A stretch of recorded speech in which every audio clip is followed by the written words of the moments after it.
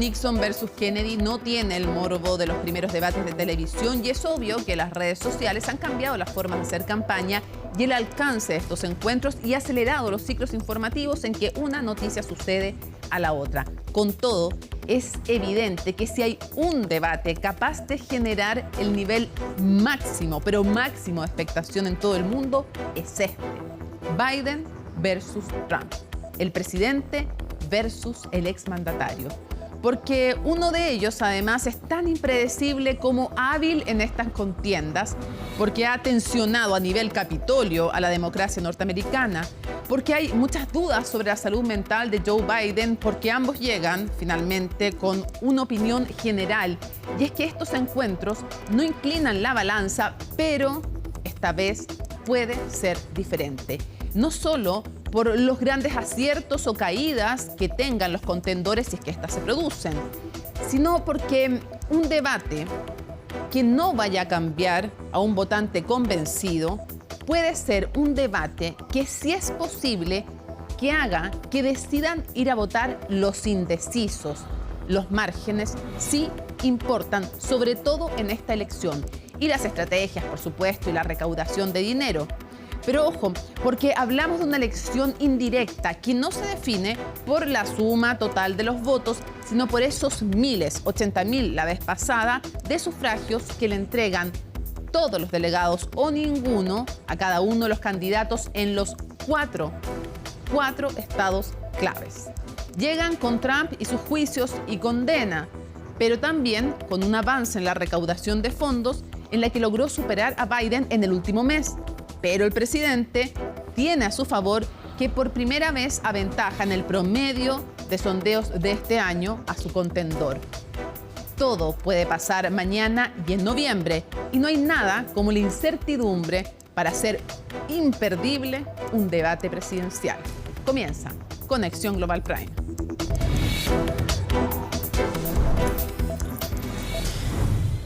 Es interesante porque revisaba los datos y es el debate que se realiza antes en una carrera presidencial en 64 años.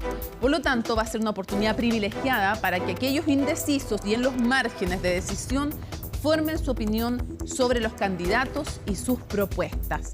Son debates televisivos súper relevantes que tienen hitos históricos en el país norteamericano como en cada nación, y de ello nos va a contar en su nota Gabriel Palma.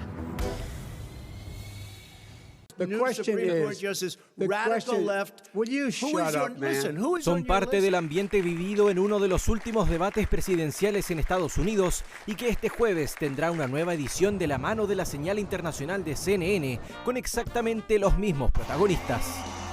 Son casi 64 años de debates presidenciales televisados, instancias que no siempre influyen en la decisión de los votantes, pero que sin duda marcan un antes y un después en las campañas de quienes participan en ellas. The first question to Senator Kennedy from Mr. Fleming. Y el primero de esos encuentros registrados por las cámaras de televisión fue el debate presidencial de 1960 entre el republicano Richard Nixon, en ese entonces vicepresidente, y el joven demócrata John Fitzgerald Kennedy. Un debate en el que Nixon no pudo ocultar su incomodidad, rechazó ser maquillado y se le vio sudoroso, actitud completamente opuesta a la de quien en esas elecciones se convertiría en el 35º presidente de Estados Unidos. And it is a fact that through most of these last 25 years, the Republican leadership has opposed federal aid for education, medical care for the aged. The question before us is, which point of view and which party do we want to lead the United States? Mr. Nixon, would you like to comment on that statement? I have no comment. Mr. President, Governor Carter.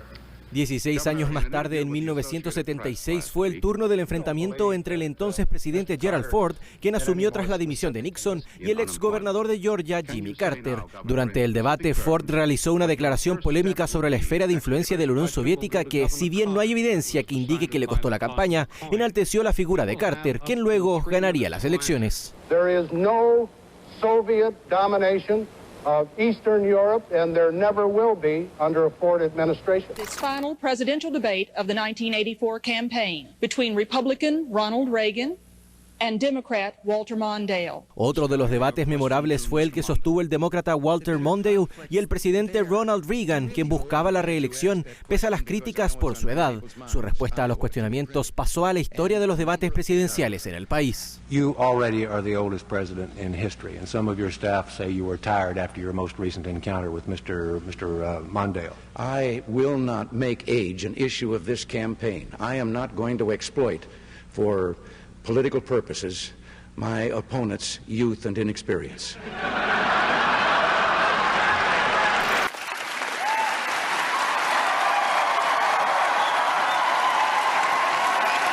Ya entrados en el siglo XXI, el presidente Barack Obama, quien contaba con amplia aprobación, se medía ante el senador republicano Mitt Romney. Fue esa experiencia del entonces mandatario la que le permitió responder a Romney ante una interpelación directa por el presupuesto de defensa del país. Our Navy is smaller now than any time since 1917. You mentioned the Navy, for example, and that we have fewer ships than we did in 1916. Well, Governor, we also have fewer horses and bayonets because the nature of our military has changed.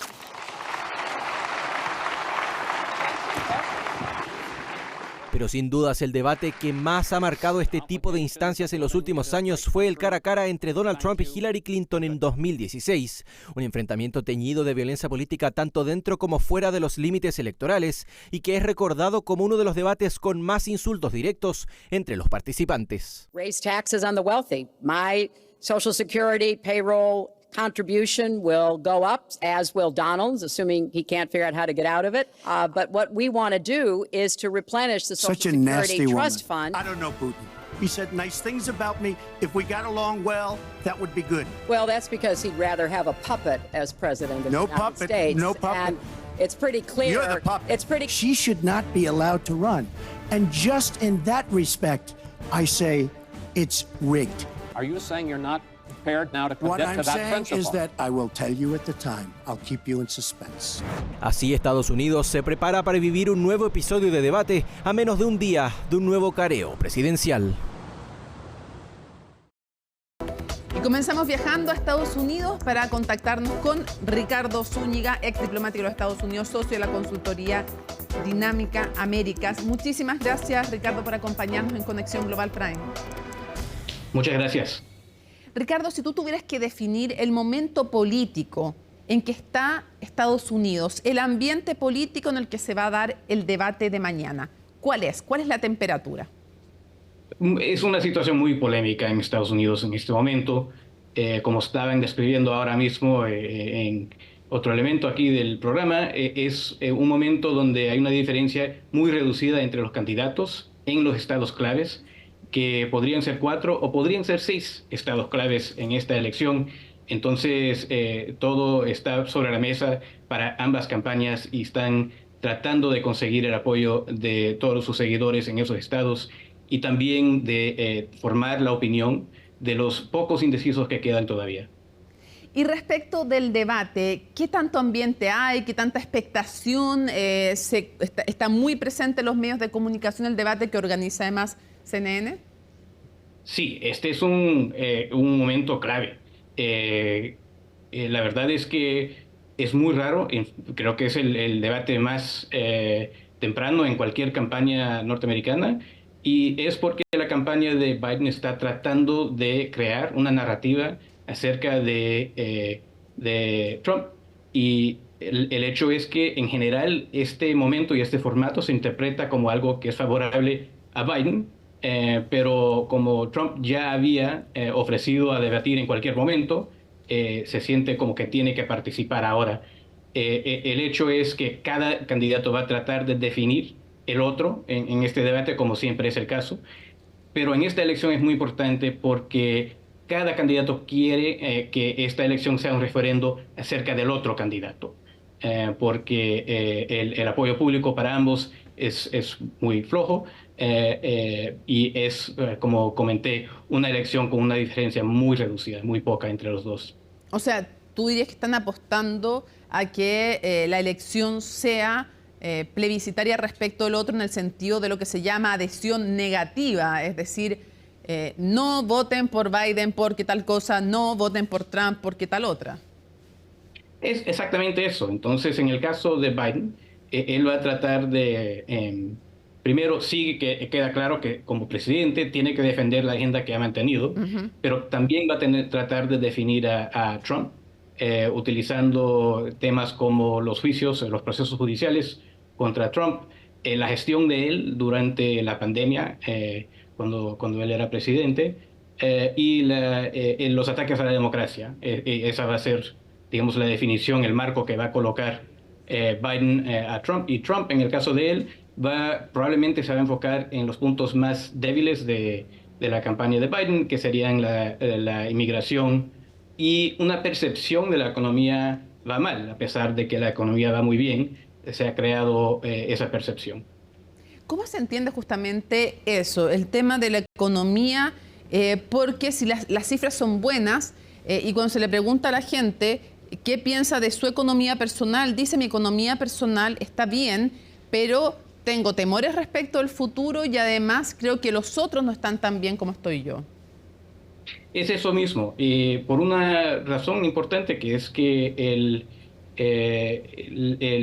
digamos, el programa de información y desinformación de parte del equipo de Trump ha sido muy fuerte y ha afectado hasta cierto punto esa sensación entre el público, pero también el hecho es que la inflación que no se había presentado en la economía americana por muchos años, a causa de la pandemia se presentó. Entonces el gobierno de Biden un poco está siendo cobrado por esa sensación. Pero exactamente es como usted dijo, en general las personas perciben que en sus vidas personales han mejorado las condiciones en los últimos 3 o 4 años. Entonces eso también tendrá un efecto que favorece a Biden. ¿Cuál crees tú, más allá de la campaña en general, sino que en el debate en particular, cuál crees que va a ser, cuál debería ser la estrategia de cada uno? Bueno, yo creo que en el caso de Trump lo que tiene que hacer es lo que está haciendo, lo que está tratando de hacer, es crear una sensación de que Biden no es capaz de mejorar las condiciones y esa sensación y esa percepción negativa que sienten las personas. Lo de inmigración es verdaderamente importante en Estados Unidos, esa sensación de pérdida de control de la frontera. Entonces ese va a ser el marco que va a tratar de establecer y están tratando de establecer de la campaña de Trump. El problema que tienen es que cuando dicen que no es capaz el presidente Biden, entonces ya aparece y da un discurso como el que dio en el Capitolio en marzo, mina un poco ese argumento. Entonces lo que están diciendo ahora es que sin cualquier evidencia de que está tomando drogas el presidente Biden para mejorar su condición, que para la gran mayoría de las personas es obvio que no es cierto, pero están tratando de crear ese espacio. Y en el caso de Biden, lo que están haciendo muy claramente es utilizando las palabras del expresidente Trump para establecer una narrativa de que es extremista, que no está interesado en gobernar, sino que en cuidar su situación judicial y de tratar de mostrar que están mejorando las condiciones los puntos débiles, que es principalmente en el caso de la migración, pero también en la entrega de bienes a la población, de mejorías en condiciones económicas principalmente. Quisiera preguntarte, eso es lo que respecta al debate. ¿Cuánto hay, y las estrategias de cada uno, ¿no? Pero ¿cuánto hay hoy día de preocupación respecto a la salud de Joe Biden?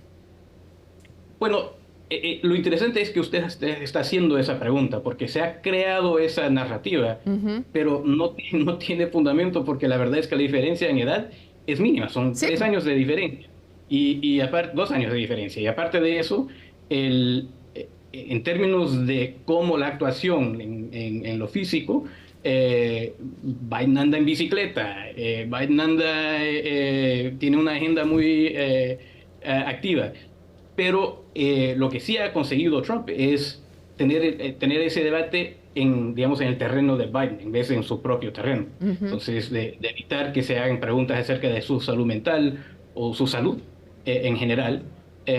Y la verdad es que sí hay esa percepción de esa diferencia en edad, a pesar de que no hay una gran diferencia en edad, en términos así de la salud mental y física de ambos, la verdad es que en general favorece a Biden. Pero la imagen es muy importante en cualquier campaña. Sí, y hemos visto como estos momentos en que se ve medio perdido Biden y que se explotan las redes sociales. Entonces, claro, también viene de ahí la percepción. Bueno, viene de ahí porque por la forma en la cual se presenta. O sea, se presenta parte del vídeo.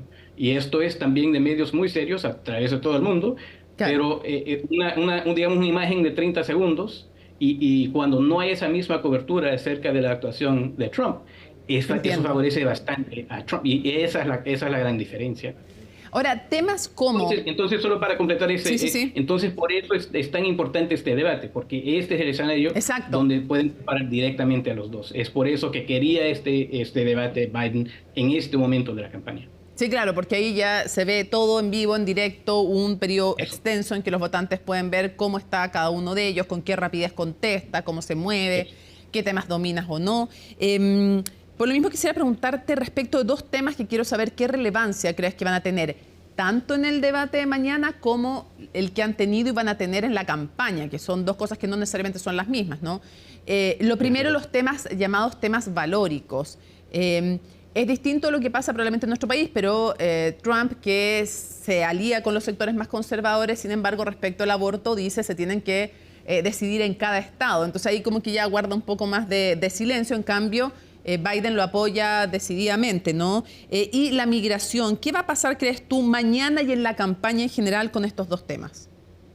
Bueno, sin duda, esos son los puntos claves que ha señalado. La cuestión del aborto, la posición del expresidente Trump y de la Corte Suprema al respecto es muy impopular, también entre mujeres republicanas. Entonces, el costo en los suburbios americanos, donde hay una votación muy importante de mujeres republicanas, les puede costar en esos estados tan importantes como Carolina del Norte, Arizona y Michigan, donde si no podría tener una ventaja por causa de esa cuestión de inmigración. O sea, los dos temas no son exactamente equivalentes porque hasta ahora ha movilizado bastante más la cuestión del aborto en vez de la migración.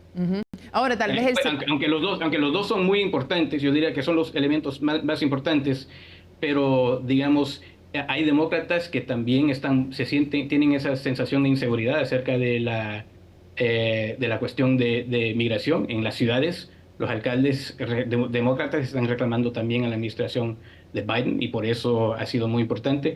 Y también es por eso que, por ejemplo, en el caso de Trump, él quería evitar una solución en el Congreso y trató de bloquear eso, que parece algo raro desde afuera, pero internamente era muy claro que él no quería ver una solución bipartidaria acerca de la situación en migración. En cambio, la cuestión del aborto es muy difícil para Trump porque exactamente como usted lo definió, es algo que querían los seguidores de él, pero es muy impopular en la población en general. Claro, y al mismo tiempo los más conservadores, aunque no les guste del todo la posición de Trump, entre Trump y Biden, van a preferir igual a Biden. Es decir, eso lo sabe también de alguna manera Donald Trump. Quisiera hacerte la última pregunta que tiene que ver con ¿qué nos dicen los últimos sondeos respecto de la campaña, pero también respecto a las expectativas del debate, ¿no? Y qué rol han jugado hasta ahora o no han jugado la primera dama y la posible nueva primera dama, si es que ganara, porque sería por segunda vez, digamos, primera dama. Sí. Bueno, para empezar, creo que es importante decir aquí, para este electorado, los sondeos no importan, no son tan importantes hasta que lleguemos más o menos a septiembre. Ya. Porque en estos meses es cuando se definen los candidatos. Todavía hay tiempo, por ejemplo, para los indecisos hacer unas decisiones, tal vez en un grupo muy reducido, pero los sondeos no importan tanto hasta septiembre. Acerca del debate, una cosa que es importante, y la campaña de Trump está tratando de enfatizar esto, hay una expectativa que Biden va a ganar el debate. Entonces, si le va más o menos relativamente bien a Trump, es un éxito para él. Y puede minar la idea de que él es una persona que no tiene control y que no tiene no domina, digamos, los temas más importantes de la política americana. En términos así de la actuación de las primeras damas, bueno, como siempre, la doctora Biden, Joe Biden, está en la campaña de una forma permanente, forma parte importante del equipo de Biden y siempre lo ha sido. Y en el caso de Melania Trump, es parte, sí, algo que sí está presente en los medios, es que ella no está participando en la campaña. La percepción es que no quiere estar de vuelta, que le chocó bastante esa vida tan pública bajo las luces en el primer mandato, entonces que es un poco escéptica y no aparece como parte de la campaña de Trump.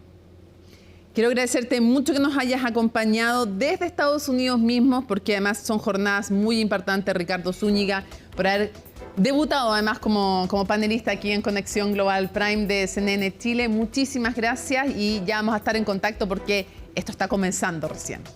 Está comenzando. Muchísimas gracias.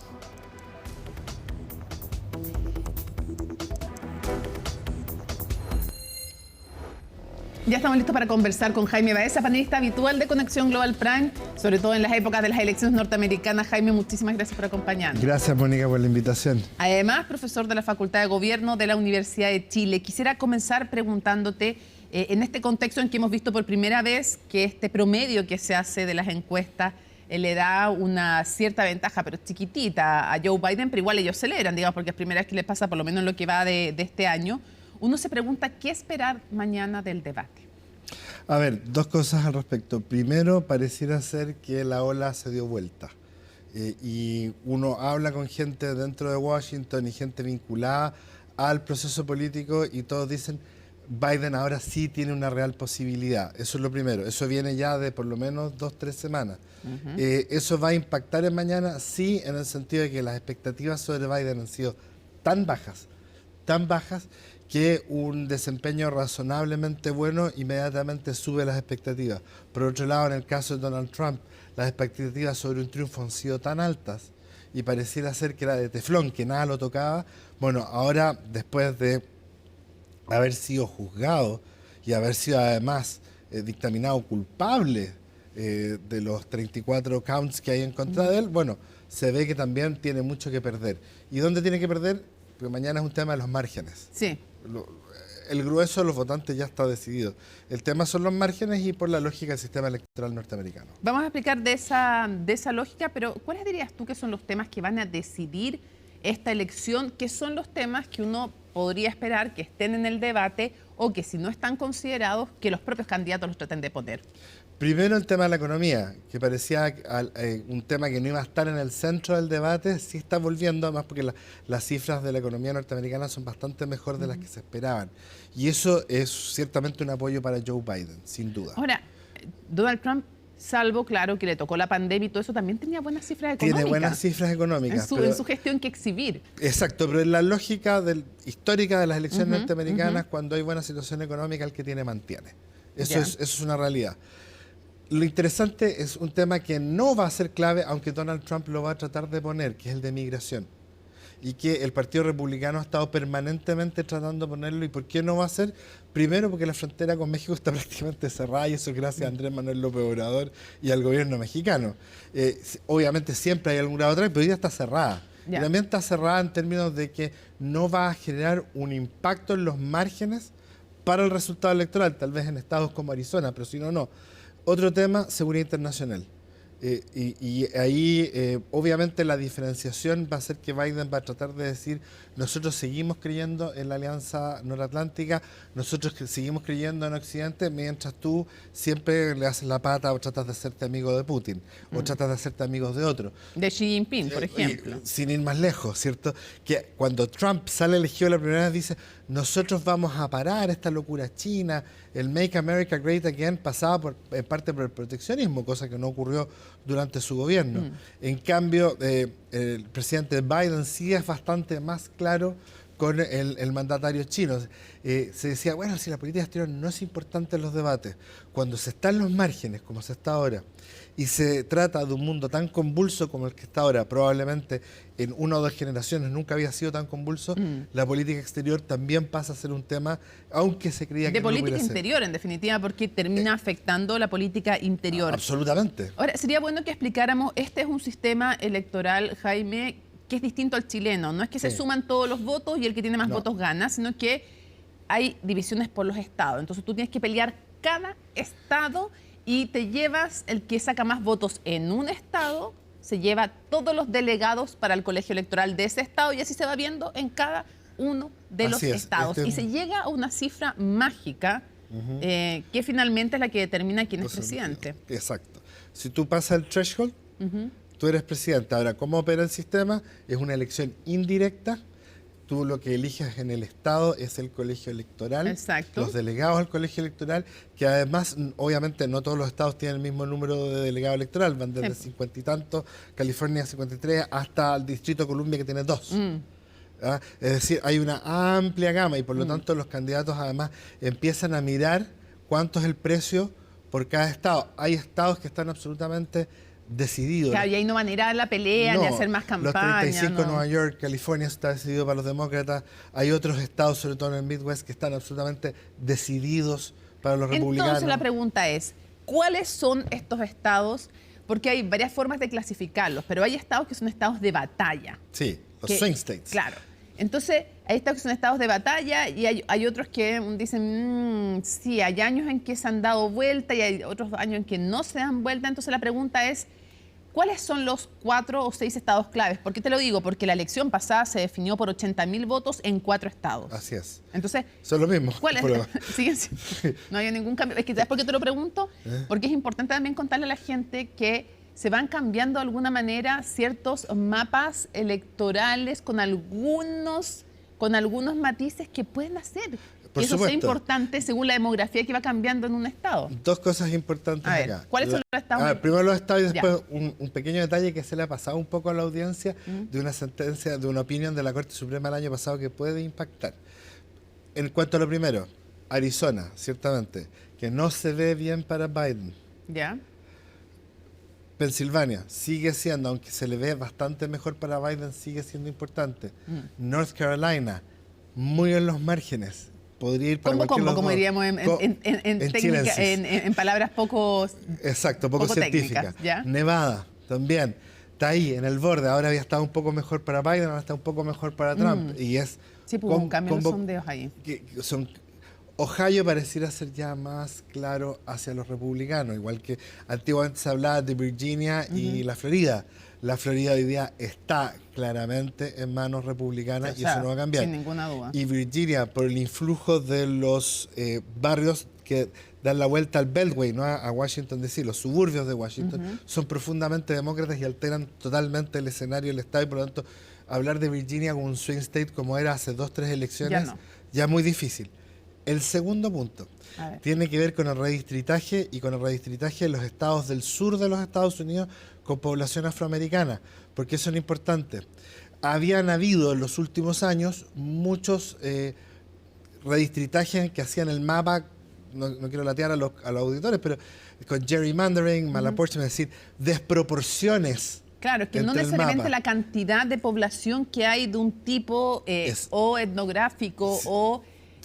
que más o menos se va correspondiendo a veces con ideológico, no siempre tienen un peso importante, pero en el mapa electoral terminan eligiendo menos delegados de lo que proporcionalmente les podría corresponder. Pero aquí lo interesante de esta sentencia es que afecta la elección a la Cámara de Representantes, que fue un triunfo de los demócratas y que se ha mantenido muy bajo el radar. Es decir, ¿de qué está hablando este tipo? No, fue el año pasado, paró redistritaje en varios, ¿y qué es lo que significa? Se reelige toda la Cámara de Representantes.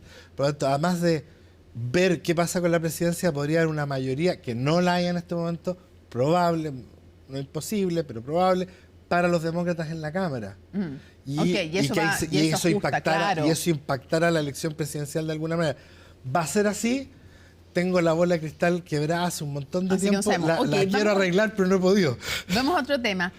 ¿Por qué se preguntan muchos los juicios no afectan la popularidad de Donald Trump, sino que todo lo contrario. Cuando comienza a pensarse en los candidatos, Donald Trump estaba en el subsuelo de la popularidad al comienzo y logra dar vuelta y al contrario, cada juicio es como una nueva puesta en escena, pero además uno se pregunta, eso en términos generales, y mañana ¿cuánto se lo va a sacar en el debate Biden? Yo creo que se lo va a tratar de sacar, es importante solo en los márgenes. En los Never Trump Again, que son los Republicans Against Trump, son grupos marginales dentro del Partido Republicano que tienen representación en el Congreso, que tienen algún grado de importancia en los márgenes, sobre todo en swing states, pero en el grueso, el tema es que esto es una persecución política. Así lo ha logrado instalar Trump. ¿Y por qué? Por un tema fundamentalmente valórico, que es totalmente desconectado de por qué lo están procesando y por qué lo condenaron, y que tiene que ver con la idea de yo sí represento los valores tradicionales norteamericanos y yo represento lo que se llama el blue collar, la masa obrera, que fue dejada de lado por el Partido Demócrata cuando empezaron con las causas identitarias. Y que estas causas identitarias en el fondo dejaron desafecto una clase obrera que se siente más representada por el Partido Republicano y además un Partido Demócrata que se suma a la globalización vis a vis Trump y su visión del Partido Republicano, que no aceptan esta idea de globalización en la misma medida que el Partido Demócrata. Perfecto. Incluso en términos de por qué tenemos que ser policía global e ir a guerras a otros lados si nosotros lo que queremos es meternos acá, casi aislacionismo. ¿No? Uno lee algunos artículos de The Atlantic, de Axios, de Hill y otros, y dicen que los consejeros le habrían dicho a Biden, no ocupes tanto el tema de la justicia porque se va a victimizar. O sea, no lo hagas, no vayas por ahí, sal de ahí. Creo que a menos que esté muy desesperado no va a tratar de meterse. Ok. Los vicepresidentes, muchos dicen que tiene que ver con dos cosas, la elección que se hace de ellos, tanto por republicanos como por demócratas. Primero, lo que le falta al candidato y por otro lado, la capacidad de levantar recursos para la campaña, porque evidentemente el que tiene más recursos puede penetrar estos swing states, estos 4 que tú nos mencionas, o sean los que sean en el momento en que sean. Sí, eso puede cambiar. Porque mientras más recursos es más posibilidad de llegar a ese votante específico. Así también. Entonces la pregunta es, con esos condicionantes que veo que estoy en lo correcto cuando nombro aquellas como condiciones, ¿quiénes son los posibles para cada uno? A ver, no, en el caso de Biden va a ser Kamala Harris porque la actual vicepresidenta es difícil. ¿No hay ninguna posibilidad que eso se cambie? La convención demócrata podría cambiar a los dos si quisiera, en teoría. Sí. Eso no va a ocurrir, no ha ocurrido. ¿Van a ser los dos sí o sí? Sí, no, eso no va a ocurrir, son los dos. En algún momento se decía, bueno, también se puede sugerir que ella diga que da un paso al costado. Eso es otra historia, pero no lo ha dicho y probablemente no lo va a hacer. Así que los demócratas lo cerramos. Okay. Los republicanos, el senador Vance, lo más probable que es lo que tiene, va a cumplir recién 40 años. El senador republicano de Ohio. De Ohio. Un estado que ya no está en swing state, pero que no está de más tenerlo reforzarlo porque tiene una cantidad de votos al colegio electoral importante. Pero además, porque es un levantador de recursos en el mundo conservador. Y muy importante. Y muy importante. Me ha impresionado ver la cifra. Un comentarista de medios de comunicación. O sea, él no llega a ser senador, además junior senator. Va a terminar sus primeros 2 años en el Senado. Es realmente junior. Y para decirle a tus telespectadores, en el Congreso norteamericano, a diferencia de acá, que quiere limitar las reelecciones, en Estados Unidos el ser reelegido varias veces es muy importante. Te da seniority, te da peso. Bueno, fue el caso de Biden en su momento, ¿no? Pero Biden es la definición de senador. Sí, pues. Desde el año 72. De profesión senador. De profesión. ¿Cuál es su profesión? Senador. En el caso de Vance, es un junior senator. O sea, está recién llegado. Es como que lo miran, a ver, ¿qué comité te toca? Ah, tú, allá. Ándate a ese porque no tiene importancia. Okay. Pero como levanta tanta plata, es joven, es conservador, se lleva muy bien con Trump, porque el otro que se habló en un minuto y que él intentó por todos lados, el senador de la Florida, Marco Rubio. Él lo intentó. Bueno, él se habló de Doug Burgum también, pero, y de Tim Scott en su momento. Sí, pero ninguno de ellos le entrega esto. Ya. Y en el caso, por ejemplo, de Marco Rubio, que le entrega votos que ya están, pues si los cubanos de la Florida ya van a votar por él, no le entrega nada nuevo. No, eso es un, aunque hay cambios demográficos, en general son Todavía son votos. republicanos. Los de Rubio son el tipo de latino conservador. Que va a votar igual por Trump. Anticastrista. Y exacto, pero además el resto del estado ya está en manos de Trump. Si fuese swing state, por ahí Marco Rubio, Vance. Y es más, se dice que Vance estaría muy indignado si es que no es él. Bueno. Y se dice que sería esta semana. Vamos a ver. Cierro preguntándote, ¿está en riesgo la democracia de Estados Unidos en esta elección? Porque yo creo que no es tan equivocado, no necesariamente por aquello, decir que es la elección más importante de la historia de Estados Unidos, inéditamente un expresidente con un presidente en ejercicio que además fue que fue vicepresidente. Entonces uno se pregunta por la posibilidad de que reconozca o no un resultado que no fuera positivo para él. ¿Cómo reaccionarían las instituciones? El riesgo está ahí. Si tomamos a cierto clásico ya... No, si gana está claro que no va a pasar nada, pues, digamos. No, claro. Si gana Trump, está listo, aunque va a haber una cierta reacción muy terrible en los sectores más liberales. Pero a ver, hay algo de eso. El tema es que efectivamente en Estados Unidos hay una guerra cultural. Sobre todo entre las costas y el centro, pero también entre grupos sociales. Las costas más liberales y el centro más conservador. Eso es un hecho de la causa. Pero además, algunos hablan incluso de la posibilidad de un riesgo de guerra civil, que creo que es un poquito exagerado. Creo.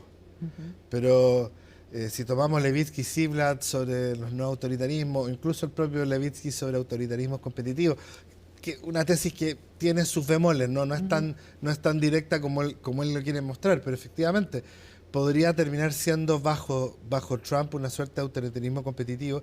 Y algo de señales lo da, por ejemplo, la Fundación Heritage, que es una fundación ultraconservadora y que sus dirigentes se han manifestado muy brutalmente en los últimos días en términos de que si Trump gana el poder van por todo, van por una conversión cultural. Tienen 6 de 9 en la Corte Suprema y no sé si al próximo presidente le va a tocar 1 o 2 por lo menos nombrar.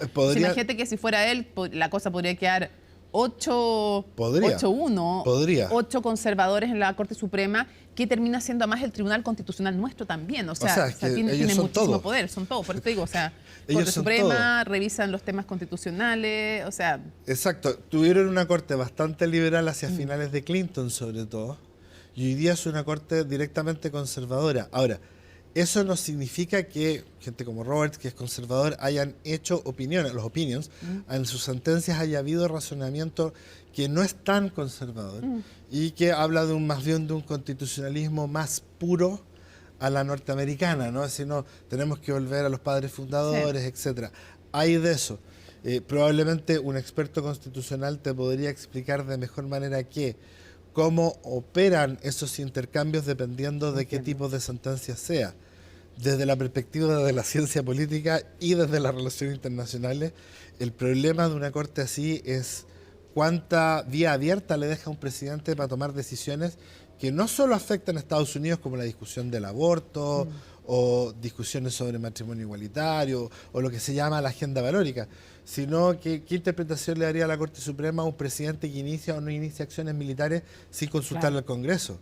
Y ahí empieza a ser más delicado también para afuera. Si se auto o materia migratoria. No, en fin, hay muchas Partimos cosas en por ahí, además, si ya está condenado. No, así si que ya está condenado. Claro, pero se autoamnistía. Un presidente de los Estados Unidos puede ser una persona condenada en la cárcel. Sí. En fin, hay muchísimo todavía paño que cortar. Vamos a estar en el próximo bloque también analizando las derivas internacionales de esta elección y de este debate. Jaime Baeza, un gusto y un honor como siempre conversar contigo. Gracias, Mónica, un gusto. Nos vamos entonces a la pausa. Al regreso vamos a estar desde Europa con Benjamín Salas, ex asesor internacional del expresidente Sebastián Piñera y mucho más, un hombre que sabe muchísimo de política exterior. ¿Cómo ve Europa esta elección? ¿Cómo están esperando el debate de mañana? ¿Y qué efectos puede tener en el mundo el triunfo de Biden o el de Trump? Al regreso en Conexión Global Prime.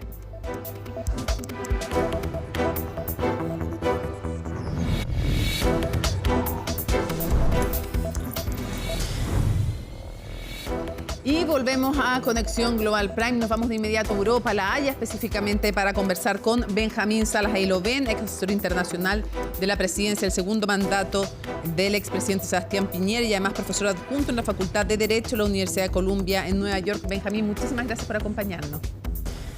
Gracias, Mónica, por la invitación. Quisiera preguntarte primero, ¿cuáles son los desafíos o qué, si tuvieras que resumir, qué debe estar pensando el consejero de Donald Trump y el de Joe Biden? ¿Cuál tiene que ser el objetivo a cumplir mañana en el debate? A ver, yo creo que son objetivos bien distintos. En el caso del presidente Biden, yo creo que uno de sus grandes desafíos es mostrarse mañana energético y participativo para poder contrarrestar todas las acusaciones que se le hacen con respecto a la edad que tiene y con respecto a su presunta incapacidad de poder liderar Estados Unidos. Otro de los desafíos de Biden yo creo que es también poder enfocarse en presentar esta elección como un contraste de Biden versus Trump y no en un referéndum sobre su propia presidencia. Esbozar agenda para el segundo mandato y no solamente mirar con el retrovisor hacia atrás, sino que hacia adelante. Con respecto a Trump, yo creo que uno de sus desafíos va a ser si mañana logra convertir esto en una conversación sobre la economía y la migración, que son temas que a los votantes les importa mucho, y no convertirlo en un show de sí mismo, ¿cierto? Y con respecto a sus juicios pendientes, su condena, y qué tanto logra Trump despersonalizarlo y convertirlo en una conversación sobre política. Porque de hecho, si uno mira las últimas encuestas de Estados Unidos, lo que más muestran es que en temas económicos y en temas de migración existe una gran favorabilidad con respecto a Trump. Por lo tanto, si él logra enfocarse en esos temas y no convertirlo en un ataque personal entre los dos, eso le puede convenir. Mientras que a Biden probablemente le conviene más enfocarse, por ejemplo, en temas de democracia, de derechos reproductivos de la mujer, de derecho al aborto, y eso puede hacer que a Biden le convenga más presentar esto como una dicotomía entre Trump y Biden, y que Biden siendo la mejor opción, versus un análisis de los últimos 4 años de Biden que podría ponerlo en problema. Benjamín, ¿cómo se ve desde Europa esta elección presidencial y también cómo se percibe, si están interesados o no en el debate de mañana? Sí, obviamente hay una gran preocupación acá en Europa, sobre todo en los países más importantes de la Unión Europea. Yo creo que hay países como actualmente Francia o Alemania, con sus gobiernos actuales, que ven con preocupación un retorno de Trump. Por ejemplo, al presidente Macron en Francia ya le tocó tener que relacionarse con Trump durante el primer mandato. Y yo creo que en eso se ve preocupación. Ahora, obviamente hay gobiernos actuales como por ejemplo el de Italia, con Giorgia Meloni, el próximo gobierno de Holanda, ¿cierto?, que asume ahora a comienzos de julio, que podrían quizás ver un mayor aliado en Trump. Ahora, a los europeos, yo creo sobre todo Europa Occidental, lo que hoy más les preocupa con respecto a Trump puede ser la permanencia o el apoyo, más que la permanencia, el apoyo que Trump le siga dando a la OTAN. Sobre todo durante una invasión rusa que continúa hasta el día de hoy. Ya vimos durante el gobierno de Trump el cuestionamiento que se le hizo a la OTAN y por lo tanto desde Europa existe una preocupación genuina de qué tanto va a continuar el apoyo de Trump a el sistema multilateral en general, pero en específico a la relación de Estados Unidos con la OTAN. ¿Qué tan distinto crees que sería un gobierno, primero en lo interno, después hablemos de lo externo, de Trump, de uno de Biden? A ver, yo creo que desde el punto de vista de política doméstica van a haber énfasis que van a ser muy distintos. Yo creo que, por ejemplo, algo que va a ser radicalmente diferente y donde yo creo que mañana en el debate va a haber una discusión relevante va a ser con respecto a los derechos reproductivos de la mujer. Recordemos que Trump desde un comienzo se vanaglorió con la idea de que Roe versus Wade, que es el fallo de la Corte Suprema que permitía el derecho al aborto a nivel federal en Estados Unidos, a nivel constitucional, se iba a derrocar de cierta forma. Y fue lo que finalmente ocurrió con la sentencia de Dobbs. Y yo creo que eso debería ser un tema en donde se podría mover una gran cantidad de votos femeninos hacia un lado u otro, porque yo creo que hay una gran diferencia con respecto a los derechos reproductivos de la mujer que ha estado muy en boga durante las últimas semanas y los últimos meses, durante la campaña en general en Estados Unidos. Yo creo que el tema de la migración también, hemos visto que Trump ha hecho todo tipo de amenaza y ha hecho una equivalencia entre el aumento del crimen y el aumento de la migración en Estados Unidos, y por lo tanto yo creo que acá también podríamos ver una diferencia en cómo se van a abordar los temas migratorios. Yo creo que a nivel de política exterior, mirando ya hacia lo externo, yo creo que las mayores diferencias van a estar con respecto a la valoración que se hace del sistema multilateral. Trump, de cierta forma, cuando él salió electo, lo hizo con el título de que Estados Unidos volvía al mundo, ¿cierto? Era como America Return, de cierta forma. Y yo creo que esto con Trump tendría obviamente una dirección completamente distinta. Recordemos que Trump buscó retirarse del Acuerdo de París en materia de cambio climático, debilitar la Organización Mundial de Comercio, debilitar también la OTAN. Y, por ejemplo, ahora la OTAN, con un conflicto armado vigente, como el de Ucrania con Rusia, y que es una alianza que ha tenido el protagonismo durante este conflicto armado, podrían haber grandes diferencias en cómo esto se enfrenta entre los dos gobiernos. Y ahí pongo otro tema sobre la mesa, o dos más por lo menos. Uno es Israel. Y lo que está ocurriendo en Gaza. Y te lo pregunto porque hay votantes de Biden que están muy descontentos, que creen que no ha hecho lo suficiente por parar las matanzas que están provocando en Gaza. Y es algo difícil de llevar para cualquier gobernante, menos para Trump que para Biden, en el sentido que Biden tiene que tener este equilibrio entre esos jóvenes más progresistas que están amenazando no ir a votar por él, no movilizarse, no salir a votar. Y en cambio para Trump ratificar el apoyo a Israel como socio estratégico es mucho más fácil. Entonces hay ahí un equilibrio que es mucho más complejo para Biden. ¿Cómo ves el tema de Medio Oriente y de Israel específicamente? De todas maneras, hay que ver cómo en los respectivos gobiernos podría cambiar la política. Recordemos que Trump tomó posturas, por ejemplo, como mover la embajada desde Tel Aviv hasta Jerusalén. Sí, claro. Algo que no habían hecho los gobiernos anteriores de Clinton, Obama, y ahora Biden tampoco parece querer avanzar en esa posición. Pero yo creo que efectivamente, como tú dices, Biden enfrenta una situación mucho más compleja durante la campaña, que quizás durante un segundo mandato, pensando en si Biden, por ejemplo, triunfara en la reelección, sería menos un problema en su ejercicio como un presidente, más de lo que es actualmente durante la campaña, producto de esta base progresista demócrata que está muy descontenta. Ahora, yo creo que el mayor riesgo es un riesgo de desafección, de que producto de las decisiones que Biden ha tomado con respecto al conflicto actual en Gaza, haya una base joven, progresista y demócrata que no van a ir a votar por Trump, por supuesto, pero que tampoco se van a levantar para ir a votar por Biden. Entonces yo creo que esta cierta forma de protesta podría generar un aumento en el nivel de abstención, el nivel de votos nulos quizá, el nivel de personas que simplemente no van a votar, y que eso podría castigar a Biden. Por lo tanto, uno de los mayores desafíos de Biden, yo creo, es tener que motivar a la base demócrata joven, sobre todo, que pese a sus desacuerdos con respecto a las políticas que ha tomado en el conflicto del Medio Oriente, vayan igual a votar. Y yo creo que una de esas claves que Biden tiene que buscar explotar, y que de hecho lo ha hecho en sus últimas intervenciones, es con respecto al tema de derechos reproductivos de la mujer. Yo creo que la postura que ha tomado Trump con respecto al derecho al aborto ha sido diametralmente diferente a la de Biden, como expliqué antes, apoyando la decisión de la Corte Suprema de Dobbs, y de hecho Trump no solamente ha dicho que esto es un tema que deberían resolver los estados, sino que derechamente se ha manifestado en contra del aborto. Y yo creo que ese es un tema que podría movilizar a la base demócrata, que pese a estar en desacuerdo con las políticas de Biden en el Medio Oriente, considere que, por ejemplo, en materia de derechos reproductivos, es tan grande el riesgo de lo que podría significar Trump que se levanten a votar.